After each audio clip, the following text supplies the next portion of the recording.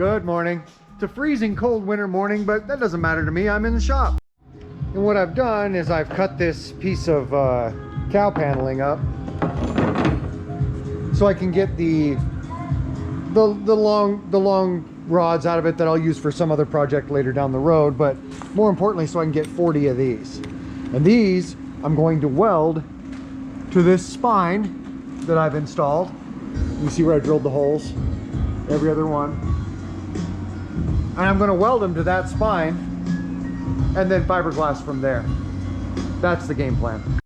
Now what I've got done here is we've got, of course, the spine installed, and now I've got my first spine coming up from that, and I've got them all marked. I'm going to be doing them from there on out. Each one, you know, I'm going to be carefully marking and welding each one in place so they kind of follow the same trajectory. And I'm going to go ahead and finish welding up all the steel spines down the spine of it and begin molding for my fiberglass, and hopefully even get that fiberglass on today. I bent 5 or 6 of these, made a good prototype and laid it out there, and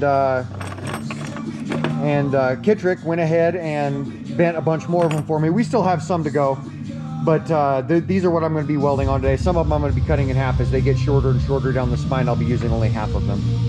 All right, I've got the all of the splines welded on all the way down here, all the way around this corner, all the way to the end that I have now. That's not the actual end. Once I figure out what I'm going to do on the end of the tail, then I'll figure out how the end of the splines are going to be. But for now, I've got them where I want them, and now I can begin figuring out how I'm going to fiberglass it all. And now I've shaped the tip of the tail out of 2 or 3 layers of chicken wire, and then I've hooked a wire to it, and then hooked the other end of the wire to that thorn on the wing up there, so I could so it'll hold it up under the weight, because there's kind of quite a bit of weight on it here in a minute.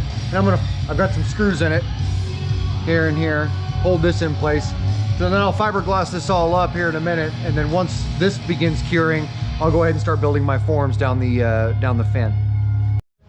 All right, I've got all my clear tape on. I'm all ready to go. It's all masked up. Now I'm going to put some fiberglass all the way down this fin. That's the next step. All right, I've got all my fiberglass sheets cut out. They're laid out 2 thick, and I have a bunch of them laid out back here, all in order. And I cut them all out for both sides of that fin, but I'm only going to be putting on the one side first. So that's what I'm going to start with right now. I'm going to start laying these out until I get that whole entire first side of the fin done.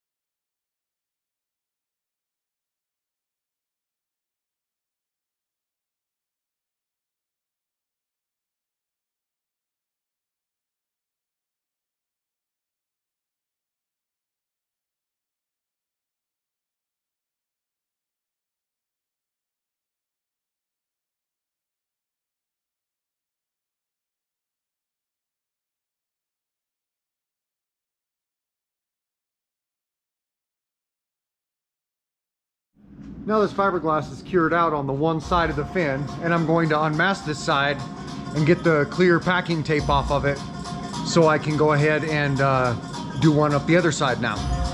And I've already gotten into the process. As you can see, here's the packing tape that I ran all the way up the one side.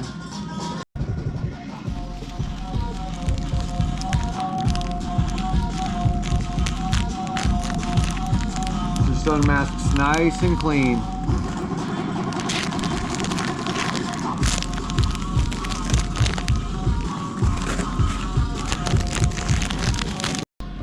That's what it looks like with one side done. Now I'll go ahead and lay out the other side. Now I've drawn multiple locations of where the fin depth should be, and I know on each one about where I want them to be. And so now I'm going to try and find a saw blade small enough, jigsaw sized, but that can fit in something as maneuverable as a air-powered Sawzall, and start cutting these guys out.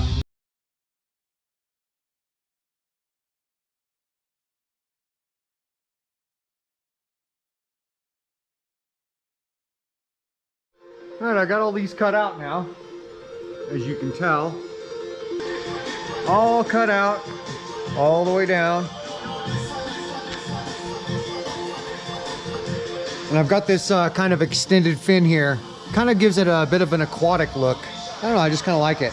I'm going to be building molds out of cardboard to puff out the chest. As you can tell, it's got a lean look. But that's on purpose. I wanted all this trunk to be the same, uniform and strong, and I got that. And so now I'm going to go ahead and add the extras to it. I'm going to puff out the chest a little bit, and I've got to also finish out this hip. See, that's cut off right there. I'm going to finish all this out by building another mold so I don't have to fill all this in with something solid. And then I'm going to go through and patch up the fingers, all the little holes, all the remaining little things. These, which aren't holes necessarily, I mean they are, but it's because there was a ripple in it that was stuck out too far for me that I didn't care for. So I just cut those off with a Sawzall and then patch them up later. And so there's a few of those I need to take care of as well. I want to try and get all the fiberglass work finished out here today. I've got the vast majority of the fiberglass work done. And cut it down the middle in some spots and form it and see if I can't make a couple of different horn forms. So these pieces are cut out and kind of whittled down, bent to the way that I want them. And then I've just put 2 screws in each one. So what I've done here is I've put screws in this piece of flex tubing, one at the top, one at the bottom on each side to fasten this to it. Then I ran one single strip, an inch wide strip of fiberglass down it. Then I went ahead and taped over it so it would hug it really well.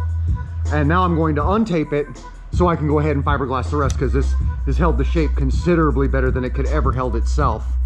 Under the weight of the fiberglass that would have been on it would have just started to straighten out.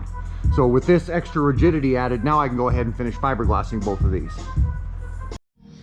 All right, now, as you can see, I've drawn on here the marker where I want this extra padding to be for this musculature right here.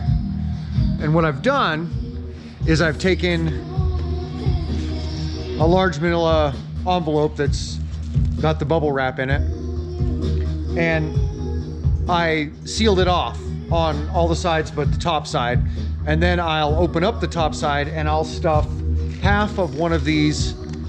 You see I've cut this bag in half of pellets for my pellet stove, and it's at a strategic shape to stuff down in that manila envelope and then seal up the other side. And when you do that, this is what it looks like.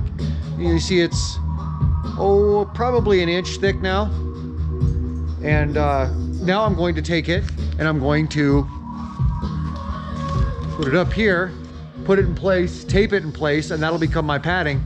And then I'll just go ahead and fiberglass over the top of it and it'll appear as puffy type musculature. All right, so I've gotten a few things done since the last time I turned this camera on. What I've done here is I've went ahead and added this horn. I redid part of the upper and lower jaw line. I added this ridge right here and beneath the eye on both sides. And then I widened the shoulders and neck area, tied all that in with the back, and then added in the wing arm, if you want to call it that, and the musculature beneath that helps support that, including the armpit. And then I tidied up all these little thorns here, and then I went ahead and mounted it on a homemade factory cart. And I'll show you how to make one of those. First thing you do is you come up with a pallet. The second thing you do is you come up with some extra wood. This was off of another pallet. These caster wheels are off of a shop creeper, one of those creepers that you lay down on to wheel yourself underneath the vehicle. I had one that got all cracked up, so I just saved all the wheels off of it, and I put 4 of those on. And then underneath here is a set of wheels and axle from a large industrial fan that I have in the shop. And once I tie it in place, it doesn't need to be mobile anymore. So I always strip those axles and wheels off and save them. And so the center wheel is taller than the outside height of the outer wheels. So as you can see, those wheels are off the ground. And that's the way factory carts work. So you can pivot it all in the center and move it around and move it wherever you need it, but it's never going to tip over, and the sides pivot with you no matter what sides touch it. That's the whole point of a factory cart. And I built one completely for free that I could haul this particular build around on. Allow me to demonstrate.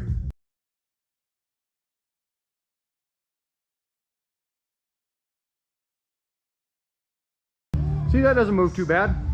That's a lot lighter than it looks like it would be.